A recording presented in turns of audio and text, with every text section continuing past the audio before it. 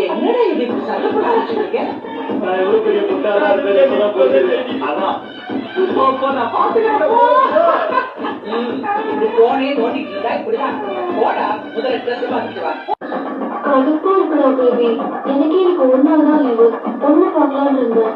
அதையும் அவர் வந்து அவங்க எங்க கூட்டிட்டு போயிடுவோம், அங்க கூட்டிட்டு போயிடுவோம். படுத்துருடா. ஒரு நாள் பார்த்துக்கலாம். ஒரு நாள்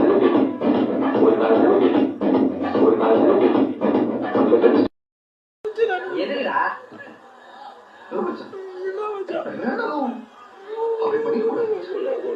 என்னன்னு சொல்லி தொலைங்கடா. அவங்க இருக்கிற கோவத்துல படிச்சுட்டேன்டா. நானே அதெல்லாம் பார்த்துட்டு நீ போய் ஃபீல் பண்ணிட்டு ஃப்ரெண்ட்ஷிப்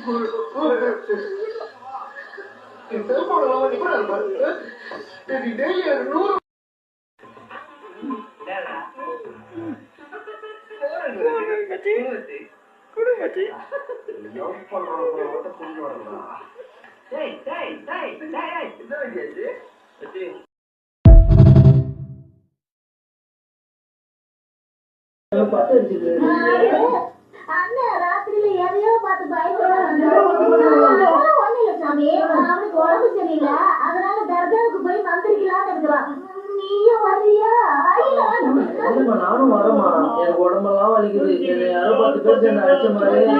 இவரை 10 பேர் அடிச்ச மாதிரி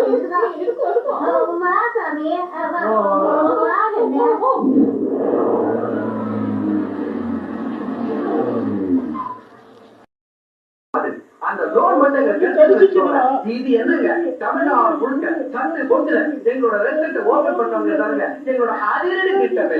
உங்க அருமையான திட்டத்துக்கு எங்க என்எஸ்டிவி சார்பா நான் உங்களுக்கு வாழ்த்துக்கள் சொல்றேன். அப்புறம் உங்க பஸ் பத்தி சென்னையை சுற்று வட்டாரத்துல ஒரு பேச்சு அடிப்படுதே, உண்மையா? எங்க பஸ் எங்க வந்தாலும் ஒரே டிராபிக் ஜாம் ஏற்படுத்தி யாருனால? எங்களாலயா? டிராபிக் போலீஸ் தான் திருமணம் புடிச்சவங்க. இந்த பஸ்ஸ பார்த்தாலே சூரியனாய் கட்டிட்டு வர மாதிரி பின்னாடியே நிறுத்துவாங்க. இன்னொரு ஆர்டிஓ இன்ஸ்பெக்டர் இருக்காங்க. என் பஸ்ஸ கட்டிட்டு எடுத்தோன்னு கங்கணம் கட்டிட்டு இருக்காங்க. லஞ்சம் வாங்கி வாங்கி சிட்டில அரண்மனை மாதிரி பங்களாவே கட்டிருக்காங்க. இவரை யாரையா நிம்மதியை வாழ விட்டுருக்காங்களா? இன்னொரு பெரிய மனுஷன் இருக்காங்க. காவல்துறைக்கே முன்னுதாரணமா இருக்க நார்த் போலீஸ் ஸ்டேஷன் இன்ஸ்பெக்டர் எங்கள் மதிப்புக்குரிய குழுநாதர் வீரப்பச்சான் தி கிரேட். பாத்தீங்களாப்பா? 500 ரூபாய் நான் பாத்துட்டே இல்லையா? இங்க பாரு, ஆண்டவனுக்கு